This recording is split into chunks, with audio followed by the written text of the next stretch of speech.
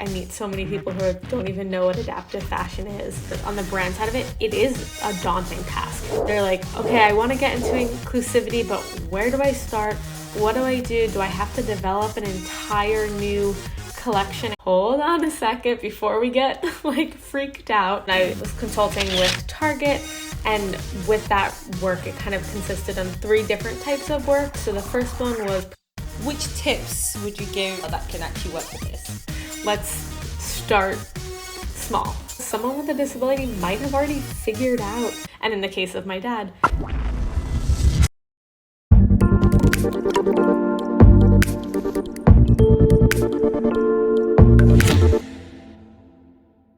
Yeah, we met actually doing a program in IFA Paris focusing on inclusivity and adaptive fashion with the master students of contemporary fashion. So yeah, it's really great to have you on this podcast because I know you had a lot of insights during that time when you were doing one of the lectures. So we can dive into that a little bit more today. You've consulted brands, and including Target, which is amazing. So yeah, can you tell us a little bit more about that experience and any challenges that you may have faced? yeah, definitely. It definitely was a pleasure to meet through IFA. I'm glad our paths crossed that way. So like you mentioned, I was consulting with Target, and with that work, it kind of consisted on 3 different types of work. So the first one was providing feedback on adaptive products. So that's pretty self-explanatory. Just, they had a product and they said, hey, we would like some feedback on this product. The second area was doing research for them around the market, kind of who's in this space, what are they doing, specific product research. And then the last area, which was the primary area of work, was actually developing adaptive fashion training resources. So that was specifically for their teams. And it was actually a really exciting process to take what Target already does, their current product development process for both adaptive, non-adaptive, kind of across the board, and assess how that process worked for inclusive products, and then help them to really streamline how adaptive fits into that, and then from there create guides for the different positions that are involved with the process, whether that's the technical design team, the design team, even into a little bit of marketing element too. So it was a really, really cool experience for sure. But it definitely led me to really recognize the major gaps in adaptive fashion education. You had mentioned a little bit about your own work and those kind of gaps between, what you and I and other people who are really deeply in this space see and how we perceive it versus, how the market and the consumer and the brand see it. So these gaps really are both on the consumer side. I meet so many people who don't even know what adaptive fashion is, but then also too on the brand side, right? Of other industry professionals, people who work in fashion who are deeply ingrained in it, but don't know anything about adaptive or universal design. So to kind of support that pillar of this lack of education, we at Vollbrecht Adaptive Consulting are really working on developing some courses in that space, which will be available on a couple different online platforms to start spreading that awareness, because that was kind of the main, I would say, challenge coming from Target that I'm sure we'll dive more into, because it seems to be a challenge kind of across all of adaptive. It's actually pretty interesting that you mentioned that you are not only part of the design team, but also a little bit of the marketing, which I think is super important. I spoke in one of the previous episodes about how sometimes for the marketing side, it can be a little bit more of a tokenistic thing, because behind the scenes with the designs themselves, they're not actually adaptive. So I think in this case, having a consultant that's actually doing both the marketing but also helping the design team is just really important, actually. And in that element too, a lot of with previous work that I've done, encountered issues where the design team, the technical design team had come up with this amazing product, that, solved all these issues or was great. And then when it got then in like a corporate structure, then got to the marketing team who didn't have any experience in this space, they didn't know like, oh, maybe we should talk about the features. They were just treating it like a non-adaptive product, which then could be a little confusing once it gets to the consumer. Yeah, exactly. Yeah. Let's rewind back. Why did you actually start looking into the adaptive fashion scene, or what was your journey to this point? Yeah, my journey kind of started before I even knew the term adaptive fashion, before I knew the term universal design. It actually came through my dad, who had multiple sclerosis, and kind of, I basically, without knowing it, put some universal design principles into play to help him manage his MS. He had actually bought me a couple Under Armour running sets. So they had one for like below freezing, one for above. And I ended up getting him a couple of those sets, and he would wear them underneath his everyday clothes, very standard dad apparel, like a flannel and jeans. But he would then wear the running sets below it, and it helped him with temperature regulation. So he had, could still wear what he wanted to wear, but had that extra layer, the temperature regulation. And honestly, like, we did that, and I didn't even think twice about it. It was just like, oh yeah, this thing works for me. Maybe let's see if it works for you. I know I've spoken to people in the past where they are then kind of limited to certain clothes. But in this case, it sounded like he did actually like the Under Armour garments.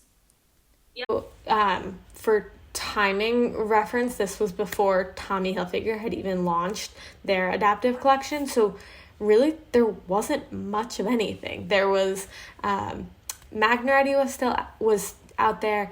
Is Adaptive was on like a little bit of a hiatus that they took for a bit. So it's basically Magnaretti, Silverts, and Buck and Buck, and Adaptive Clothing Showroom were the ones that, like, even when I date check myself, that those were in existence. But I honestly didn't find any of those. I honestly just didn't know to look it up. So like I was kind of, helping my dad and trying to figure out like how to help him and, take what I knew about fashion. But it really at the time, like, didn't even occur to me that there was this word for what I was trying to do. So it wasn't like adaptive fashion. I think maybe in like a search of clothing for people with disabilities, maybe like Silverts probably would have popped up. But from what I saw, it was not really much that was helping his specific needs. In the situation really kind of did come back to temperature regulation, and we had kind of figured out a hack for it. So I think there's that element too in the disability community of people have hacked clothing for many years now. So they might not think to check out what the new advancements are, because what they have might be working for them, or it's just kind of what they know and what's comfortable. So then I helped my dad with that, kind of started exploring adaptive and universal design. I connected with a professor. I went to Kent State in Ohio, connected with a professor there. I spent about 2 years in college researching adaptive and universal design, developed the collection, presented at a few conferences. And then once I graduated with a BFA in fashion design, I worked at a startup. I worked at Laline back when they were a startup. And then from there I went to Macy's. So really kind of got two different experiences. One element of like, wear many hats, and then the corporate side of things, which really provided me with the skills and basis that I needed when Juniper Unlimited was launching Yarrow and Ulex, which were the women's wear brand that was a sister to Magnaretti, and then an adaptive athleisure brand. So I helped to found both of those at Juniper, and that was kind of really what got me into this space professionally. And part of that role really was working with other brands and companies that would approach us and say like, hey, we're interested in this. Can you do a workshop for us and even like tell us what it is? Tell us about what you guys are doing. And so it was kind of a natural transition to go from doing that in my day job to then moving into the consulting space full time, let's call it. Oh, well, congrats on your journey. That sounds really exciting, actually, with having worked with different brands, founding some of those. And I think that's really a nice range of experience. I think that hacking it also brings some creativity as well. So I think it can be interesting, but obviously it takes some time, like you said, and people who can't sew as well are at a bit of a disadvantage. So luckily your dad had you who had hands-on experience with design and garments. I, in my research, spoke with a lot of mainly moms, but I hopefully that would be changing in the future, but a lot of moms of people with disabilities who had had made an alteration. One woman I spoke to had taken, her son wanted to wear a pair of jeans, and she had taken a couple sizes larger than he was, and then like opened up the waistband, put elastic in the waistband, closed it up again, and removed the zipper, and then just like sewed down the fly so that he was able to have a an easy pull-on pant that was still a jean. So a lot of things like that where that worked. And so yes, it took more effort and energy, but that was a custom solution for her son, so she did what she needed to do. Yeah, and I think going back to the hacking element is where brands really do need to connect with people with disabilities way early in the research process, because someone with a disability might have already figured out that specific design challenge. And they might have already figured it out, but they're just doing it on a one-on-one scale for their specific scenario. And there really is so many universal design features that would work for people with disabilities, especially in performance wear, but people and brands really just don't know about it, which really kind of comes back to the second element of the work I do. So in addition to education, at Vollbrecht Adaptive Consulting, our second, what we're calling pillar, is evaluation. And that's really, there's products out there. If we test them and they work for people, then we don't need to change the product, right? The product is working for people. We just need to tell people that it works for them. And in the case of my dad, this running set, I promise you, he was not running at the time, but he was wearing these running sets because they were helpful. If online, it had said also great for temperature regulation if you have a disability where that is a challenge for you, maybe more people then would, stumble upon them. So it's really that element of testing a product, testing it with a lot of different people with disabilities, and even kind of outside the disability community as well. And then either, updating the product or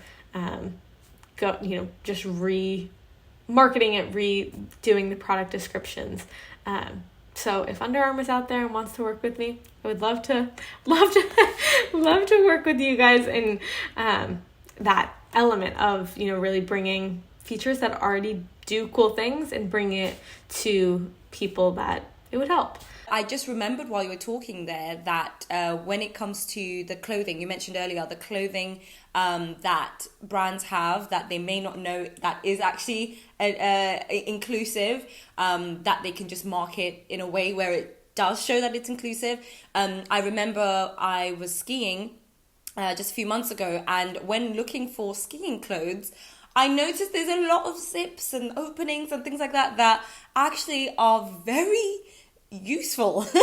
One of my favorite skiing elements is the armpit zips. Have you seen those? To essentially air yourself out as you're skiing, right? You're getting hot, you open the armpit zip, you get some fresh air. That would be so useful for temperature regulation.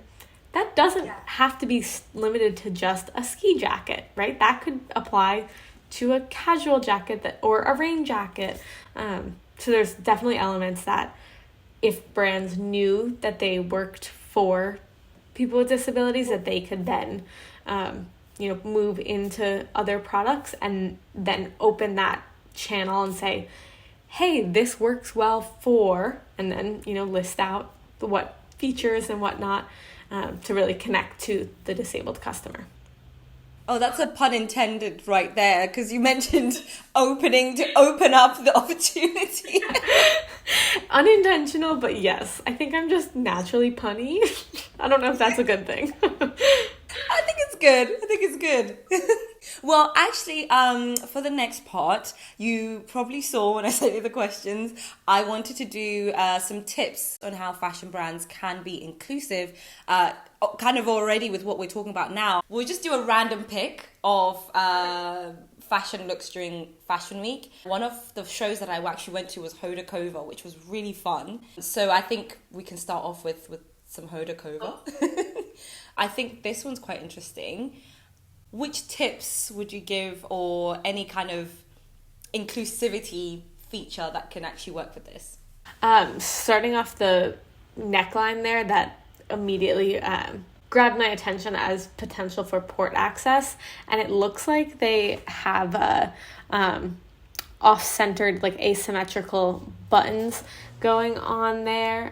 Button closing in the side, so that for sure could be port access, insulin pumps or anything in that realm there. I also always love a sleeve that when you push it up, it stays up. So popping a little bit of elastic into their cuffs is always a pretty easy update that I like to suggest as a whole, which then translates to things like if you're pushing yourself in a wheelchair and you can push that cuff up so the sleeve is out of the way when you're pushing, or if you are using forearm crutches and kind of move that out of the way, or pull it down and it would then stay down.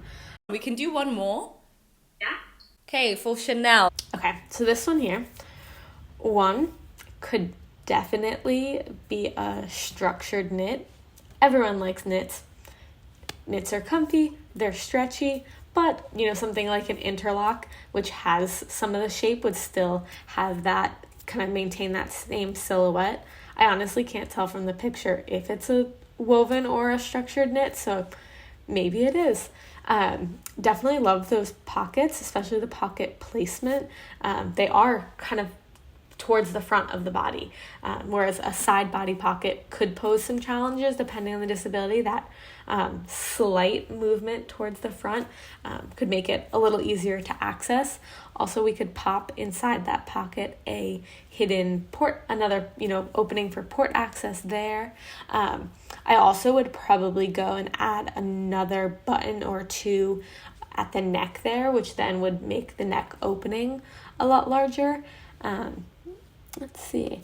And then for general wearing, because last time I checked we were all not walking down the runway, probably would make it a bit longer. I feel like if you were seated or just really active or just going through your life, you might do some flashing in this dress, so I'd maybe lengthen that a little bit. As illustrated by our little game, there's little changes that can make a big impact. Before we put these little Tracy Vonn mini collection out to the world, we would definitely want to test these with our target audience of whichever types of disabilities, or if it was aiming to be universally designed with a whole variety of people, to make sure they actually worked and they weren't just ideas in our head. Exactly. Oh, well, I love that. I hope as well that the audience or the listeners also get to understand that it's not too difficult to think about changing what is already kind of a standard here with what we've looked at, and then changing that so that it's still aesthetically pleasing, but also pleasing the needs also of different disabilities or abilities, because again, it's not just people with disabilities that need comfort, but also anyone who just wants something even more relaxing or just accommodating for different things. A lot of my work really does kind of come back to making sure that I'm working with the client and their setup and how they work, and really trying to fit in adaptive into the processes that they already have in place, especially with a major retailer like Target. They already have a process in place for how they get an idea all the way to the store, right? So we can't, like, they have to work within that system. So fitting adaptive into that is almost equally important to the actual design process, because if we don't have an adaptive product in the store, we're not making a difference because we don't have the product for sale. So you really do kind of have to work within the systems, which, every brand is different, and the systems that every brand uses is a little different too. I actually love that you mentioned this, because this is one of the things when I was doing some research about why brands aren't doing adaptive lines. One of them was, or one of the conclusions that I came up with was that those systems that they already have in place in the brands they already have a structure. They don't really want to budge from that. So if they don't have a consultant like yourself, they are just kind of not interested in then trying to just bring in something else. Or in this case, in a way, yes, it's like sticking to the same structure, but in a way you have to kind of change certain things about it in order then to bring in this adaptive line. So in this case, the design element, I can imagine, is quite different when it's adaptive clothes, because obviously there are many solutions that need to be thought about, and maybe some research, which I know someone at Tommy Hilfiger, she actually did some of the research as well. She wasn't a consultant, but she was a participant when they were initially launching the adaptive line. And in this case, those are things that need to be added in those existing systems in the brands to then, make this work and to actually make it meaningful. So it's great that, companies like Target are really taking it seriously and, making it work. Yeah, it's definitely, as a whole, I think on the brand side of it, it is a daunting task, right? They're like, okay, I want to get into inclusivity, but where do I start? What do I do? Do I have to develop an entire new collection and come out with 100 pieces? And that's really where I like to kind of come in and be like, hold on a second, before we get freaked out, let's start small, because inclusivity really is a journey, right? Like, let's first take a stock of what we have going on, and then we'll go from there and start, building on it, versus, thinking you have to reinvent the wheel right away. Mm-hmm. Exactly. Well, on that, what other challenges do you think you have faced? Not necessarily just with Target, but just in general, consulting, being in the adaptive fashion scene?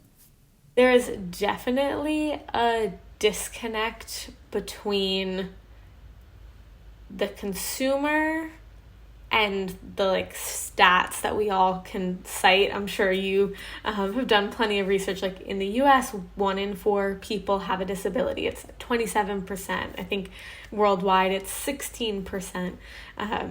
So there is these big numbers, but then I think there's a bit of a disconnect between the actual population and the amount of spending and all of those stats that we can pull, and the actual products being developed and products being bought, and honestly, and even before they're being bought, products being found and finding out that they work well. And especially here in the US, there is also too then that in addition to that, there's this whole blanket issue of money, and so then that complicates money, specifically tied to healthcare, money and healthcare.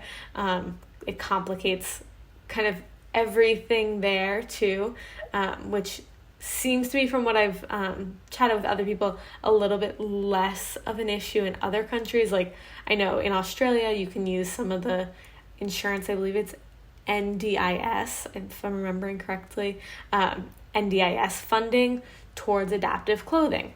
If there was something like that here, that would make adaptive clothing way more easily accessible, physically getting the product, because it would be cheaper, right? So then I think that's kind of where the industry, speaking adaptive fashion industry as a whole, is kind of going to be stuck for a bit until that disconnect get solved. And we can have lots of brands coming up in the space and new brands emerging and whatnot. But I do think there is that disconnect, which I really chalk up to education, both on the brand side and the consumer side. So I think once that education bit gets worked out, that should hopefully maybe make the adaptive fashion market segment, flow a little smoother. Mm-hmm. But in this case, what do you mean by, kind of the education of the brands when it comes to, in this case, you were mentioning the finances? Because what I understood was in Australia, which I didn't know about that funding, actually. That's really good. They should do that everywhere. I mean, it only makes sense. But anyway, for the education part, are you saying that they should be educated on how to make the prices better for the consumers? Honestly, education as a whole. So one element is just education around disability. So things like, and this is a little bit country specific, but in the US, there is limitations around how much people with disabilities can have in savings before they lose access to their health insurance. So that's a big barrier. If if there's a restriction on how much money you can save each month, you're obviously going to prioritize your healthcare over a piece of clothing. As much as we love clothing, and as much as clothing is, a tool for self-expression and can be a gatekeeper, if we're prioritizing the hierarchy of needs, you're gonna put healthcare before that. So it's on the brand side, like understanding that is a challenge. But even education coming from the brand in terms of like, you and I work in fashion, right? So if I'm looking at a product description and I read that the product description says chiffon, I know what chiffon is because I've worked in the industry, I've worked with chiffon. For someone who doesn't work in fashion, what does chiffon mean? The name of the fabric is kind of useless versus if it said a woven fabric that does not stretch, but it is lightweight. Okay, and now you're saying, do I like a fabric that doesn't stretch and is lightweight? Lightweight is good, maybe, but maybe not the stretch part. And so that aspect of like educating the consumer so that or providing them with the information so that they can make an educated purchase. And what I've noticed though, actually, is we kind of do that with adaptive brands, the smaller ones, but not necessarily just in general. When you're just buying any standard garment, it can normally just be, like you said, it's just chiffon or 100% cotton or something, but not necessarily, The 100% cotton gets me all the time. 100% cotton, it could be a cotton knit jersey or it could be a cotton woven like basket weave. Those are very different. I realize actually with adaptive fashion you have to be really, really detailed, but even in general, like you said, just to have an educated purchase as opposed to just kind of guessing, especially with online shopping, it's so important where you can't even feel the fabrics as well. Well, thank you so much for that. For any listeners who would like to stay in contact with you, how can they do so? I would be thrilled if any listeners wanted to follow my company, Vollbrecht Adaptive Consulting, on LinkedIn or Instagram or TikTok. On TikTok, we're Vollbrecht Adaptive, and then we're Vollbrecht Adaptive Consulting on LinkedIn and Instagram. We love engaging with anyone who's interested and passionate about this space like we are. So give us a follow, give us a comment, send us a message. We'd love to hear from you. Great. Well, thank you so much for your time. It was really fun playing the game with you, educating the audience, and just chatting again. Agreed. Looking forward to the next time we cross paths on. Bye. Bye.